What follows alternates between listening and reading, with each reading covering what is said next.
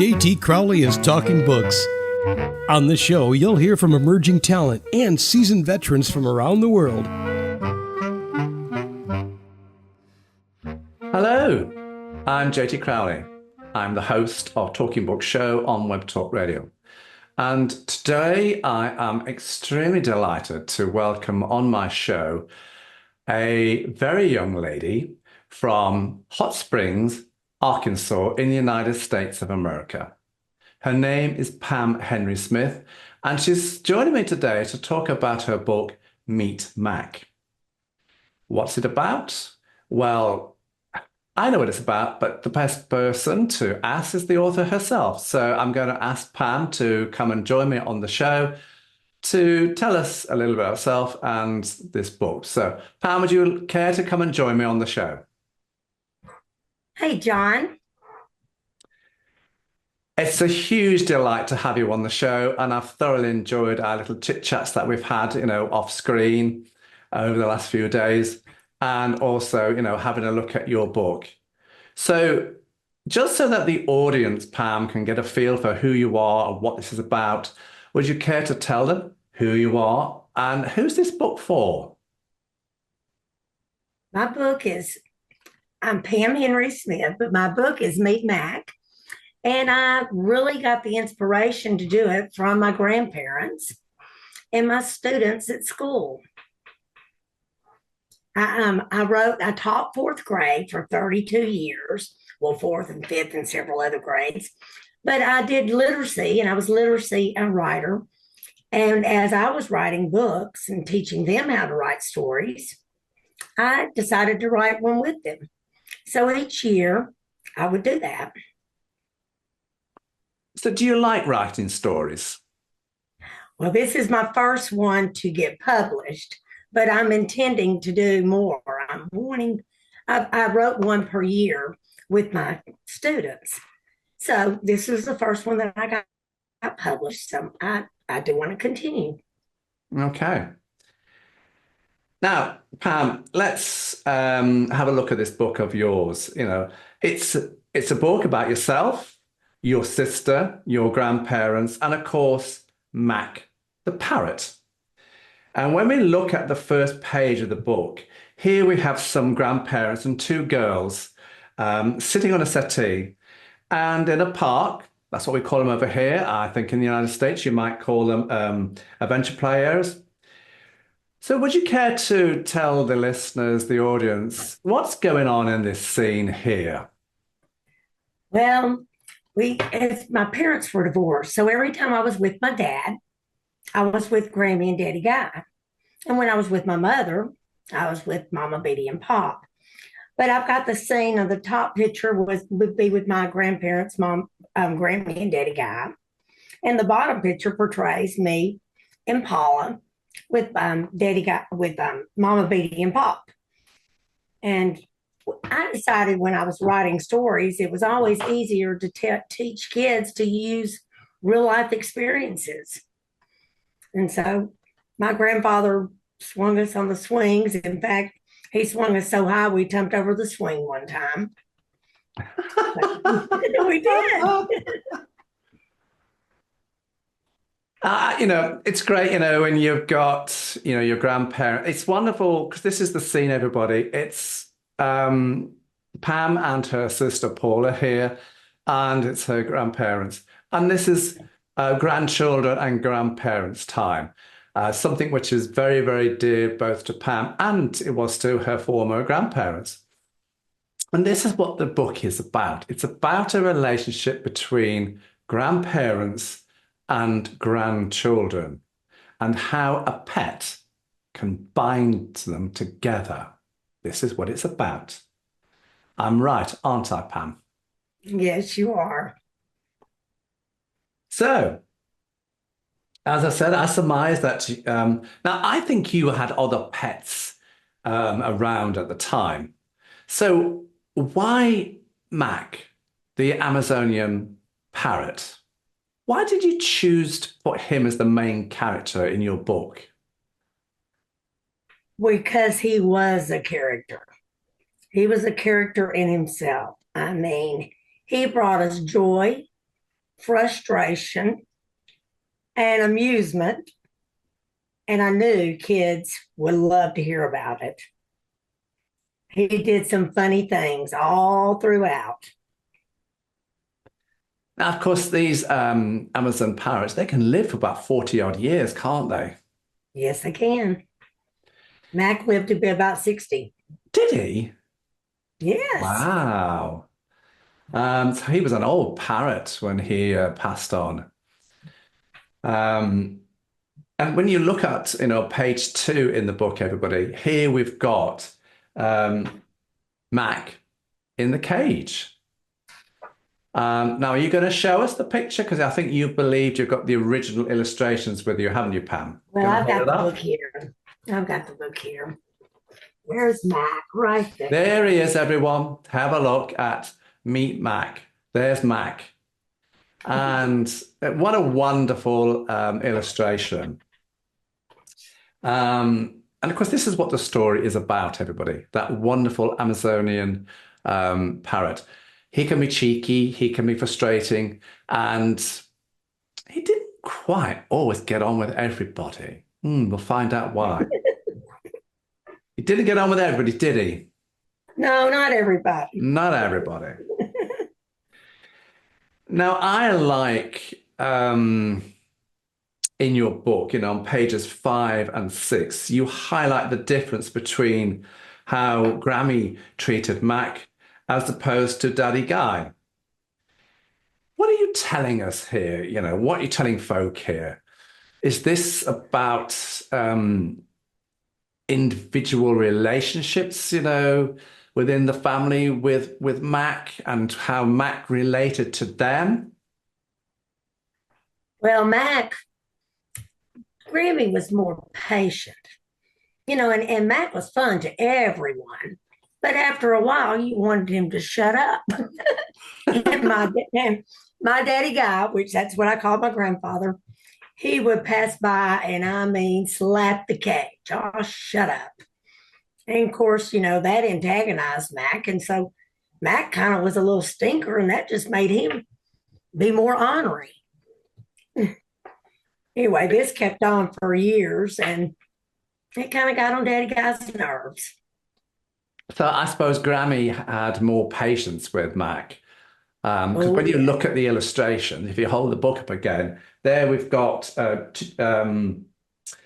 Mack in his cage on this page, and you've got the dog, Cho-Cho, and then you've got the Mack in the cage again, and then you've got,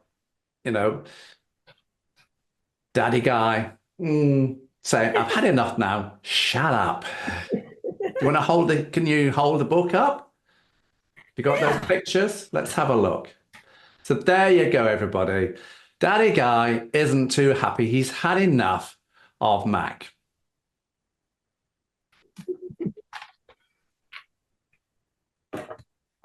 And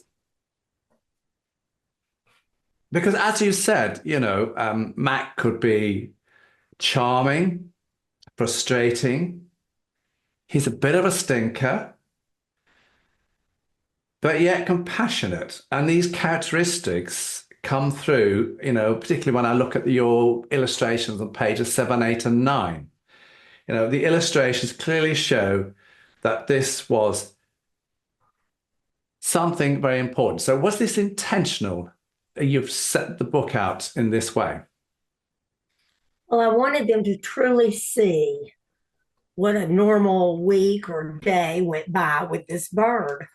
And Paula and I would have a blast just putting him on the front porch because we knew we were fixing to have excitement.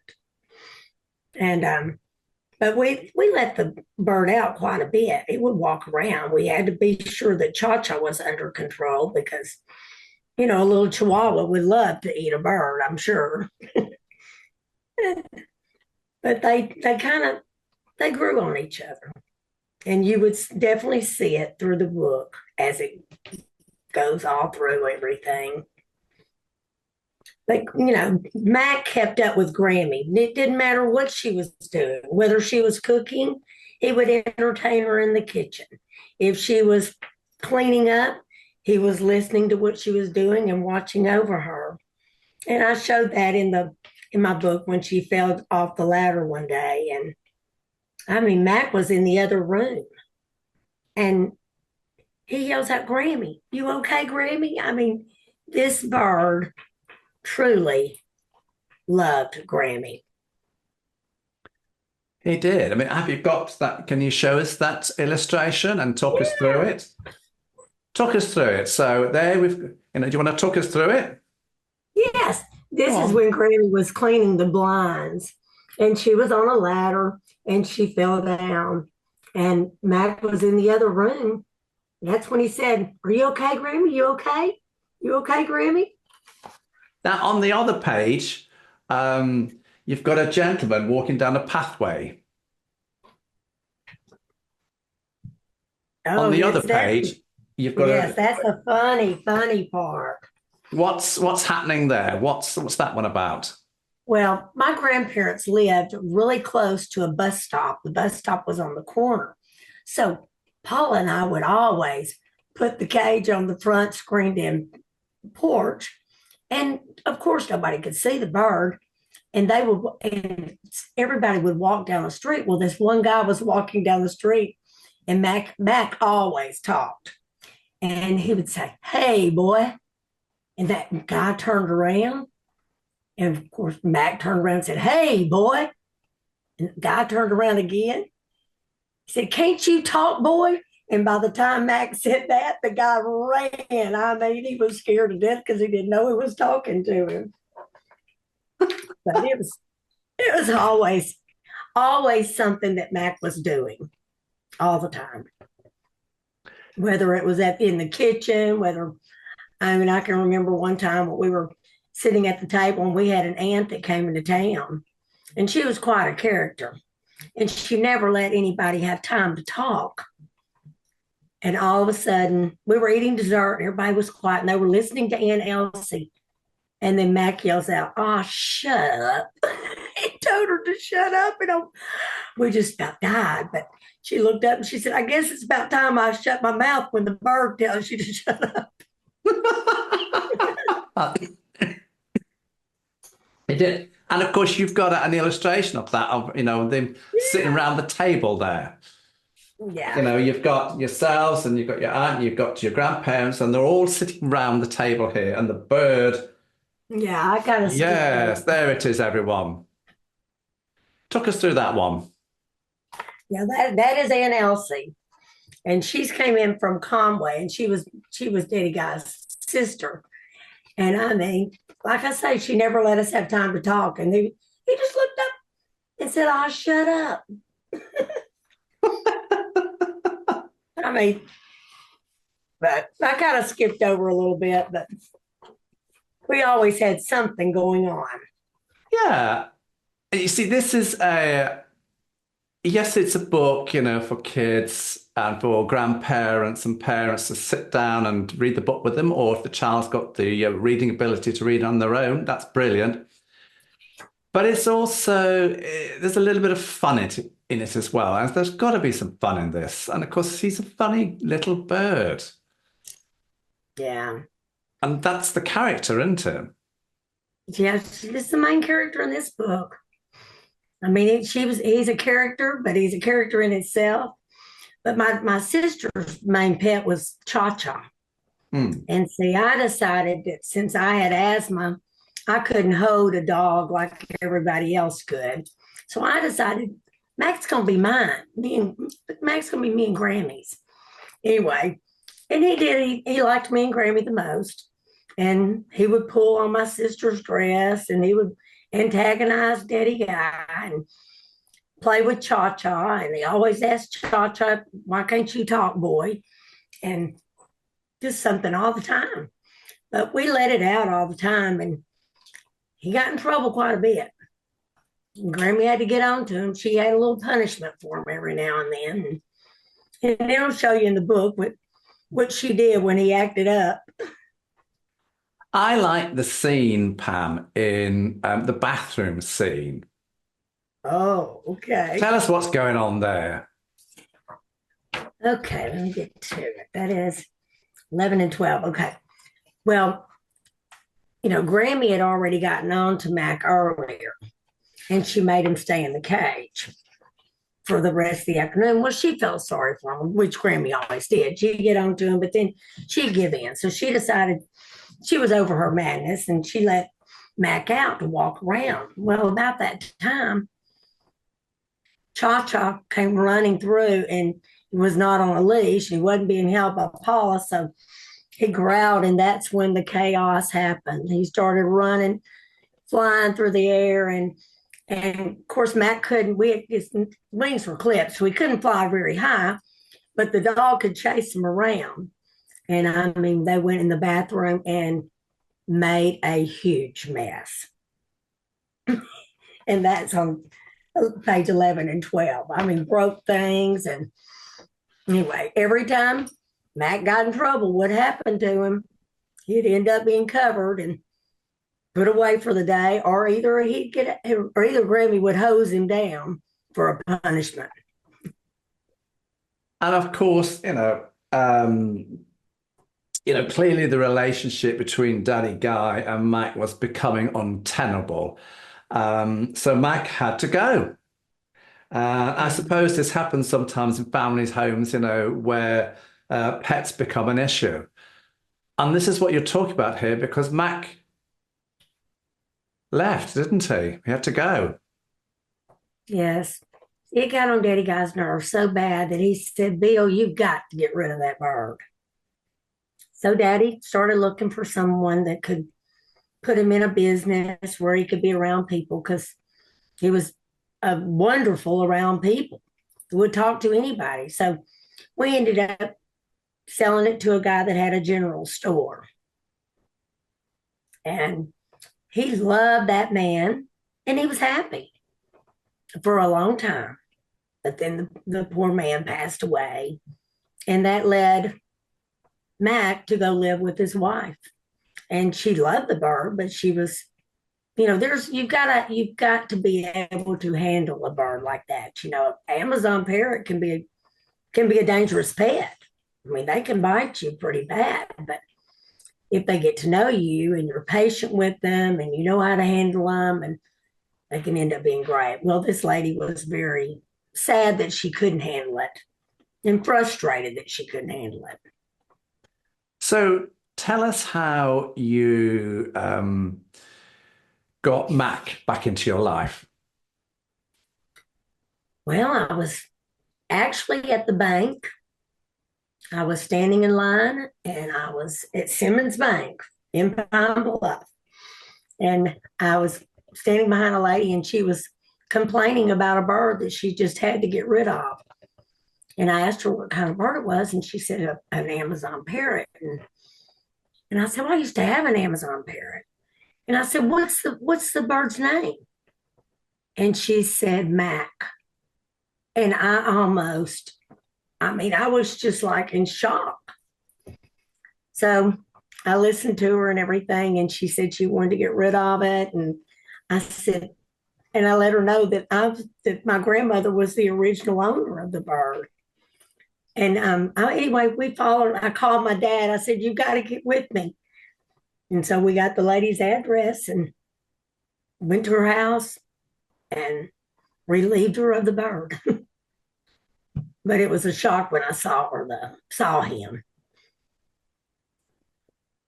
But I would surmise that you were delighted to see him back, because he was your parrot, wasn't he? Yes. And he was just so outspoken. But I was very shocked when I saw it, because she kept him covered up quite a bit. And, when you keep Amazon parrots covered up, they sometimes get very depressed. And then they don't talk. And, they're just very unhappy. And that's where Mack was. He was in a dark place. He didn't have his surroundings that he was used to. And it was very sad. And my daddy instantly, we all had a change of attitude, as far as getting the bird back. We all wanted to save the bird. So you've already hinted at this. So you've written this book. What's have you got any more stories, coming down the line that you're going to put into books? Because you taught for 32 years, you've got your grandchildren, you've got three children of your own, and having chatted to you, off screen, I get the impression that this is a new venture, a new life for you. So are you going to write any more books? And what sort of characters are you going to put in those books? Oh, I've got several that I'm thinking about getting serious with it. I had class pets. I had a gerbil that got lost in the school. When the kids named the gerbil Stewart, of course, it got lost in the school, and oh, it was lost in the school for about 2 or 3 weeks, and it went throughout the school. We knew the gerbil was still alive because we could see remains. It went to the library. It chewed on the books. It ate through a rice bag in the cafeteria. And I've just got several different episodes that it's going to be very similar to this story, but it's going to be in my classroom. And then I've got another story that I wrote about my runaway horse. My dad, had a horse. And we went horseback riding all the time. When we were old bareback, we would ride from the country into town.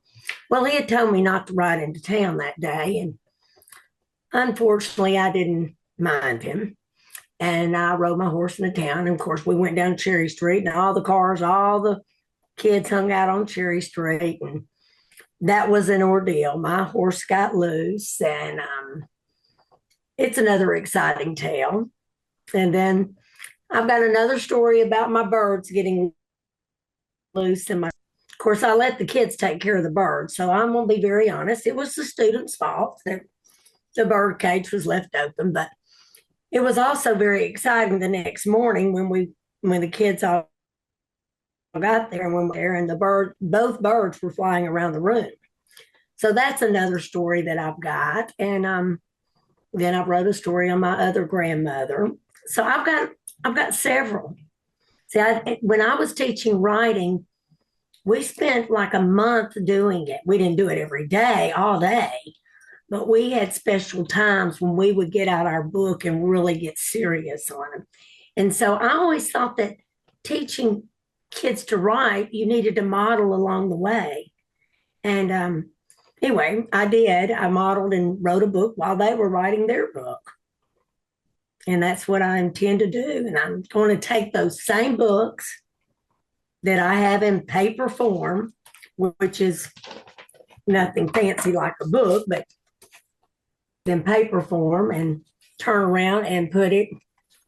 I changed it up. We just did it handwritten. It was just strictly elementary. But I do have some books, and that's where I'm going to start. Now, I think that paper version there. I think you need to take great care of that, because when you're papers, and that's signed, that's the original copy before it went into publication. That's going to be worth an awful lot of money. Let's keep our fingers crossed for you. Yeah, let's keep our fingers crossed. Absolutely, that'd be awesome. We had a wonderful children's writer over here in the United Kingdom. She was called Enid Blyton. Now, the literary world didn't care for her, they didn't like her, and they gave her a very hard time. But her 5 characters who went on adventures all over the place, the kids loved it. Everybody knows Enid Blyton. The critics were very harsh on her, but she sold millions and millions of books. Who are her critics? No idea. Who is she? Everybody knows. Enid Blyton. So let's hope you're going to be the next Enid Blyton with your little books. That would be exciting. Absolutely. You're going to have a look at Enid Blyton now, aren't you? Yeah, I am. Go on, look her up, yeah. So who do you want? Is this a bedtime story, or is this a story for a young child to read on their own, depending on their reading ability? Or is this a book that you want mums and dads to spend a little bit of time with the kids or grandparents, looking at the book, reading it, and getting to know Mack, the character? Well, really, it goes with all categories. That's what's so special about this book. I mean, I told the stories to my grandkids when they were 2 and 3, and then they always said, "Well, maybe you ought to do a book." And then now I've done it, and they're just real excited. And but I just think this book will probably go on up to 6th grade level, and you can, as a teacher, I love to work with teachers on how to get kids enthused in writing, and teaching them what I did. It did work. We had pretty good literacy scores, and it was just exciting. But yes, it's one of those books that you can put into a lesson if you're a teacher. It's one of those that you can read to the little ones, and 2nd grade on up could read it. If they're pretty good readers, the 2nd grader could read it. And like my grandson has read it to his little sister. So and he's going into the 5th grade. So. Yeah, and that's why I would say, it depends on the child's reading ability, because every child has got a different, reading ability. You assume sometimes, well, I don't think they'll be able to read it. And then you got a 4-year-old reads it fluently. And then you might get a 7-year-old, for whatever reason, not so fluent. So everybody's an individual, but just enjoy the book, everybody. Just enjoy it. Now, where can people get this book of yours? Well, you can get it through Celebris or Amazon, Barnes and Noble. Those are just a few that I can think of right now. And I'm hoping to go to book fairs, and I'm hoping to go to schools. I hope I get calls to visit different elementary schools. And like I say, but those places are where you can get it. So when your kids phone you up and say, "Mom, how are you? Any chance of looking after the grandchildren?" You're going to say, "Sorry, no, I'm off here I've got to promote my book. I've got to go to this school. I've got to go to that one." That's what you want, isn't it? Yeah, I do want to go. I am very excited, but I will start with my grandkids' schools. Absolutely. So, Pam, it's been a sheer joy to have a look at your book and to chat to you off screen and on screen here. And Mack, this Amazon parrot, everyone, is a wonderful. I mean, you look at the illustration, he's bright green, he's got lovely bright collars to him. But you've got to bear in mind that these birds, they can live a long time. It says Mack lived till he was in his 60s. And they need loving, they need caring for, and they need properly looking after. This is what the book is about. So it's a pet, grandchildren, grandparents, all molding together in this wonderful, beautifully illustrated book, everybody. So I would like to say, Pam Henry Smith, thank you so much for coming on my show and spending time with me. John, I really appreciate it, and I've enjoyed talking to everybody. Y'all go buy my book. Help Absolutely. me out. I'll write more. And I've got to say this, everybody. I love Pam's voice. Well, it's raspy, but it's been like that since I was born. It's great, everybody. It's great. I love it. I love it. But there you go. Anyway, I'm JT Crowley. Thanks for listening, wherever you are in the world. Until next time, stay safe.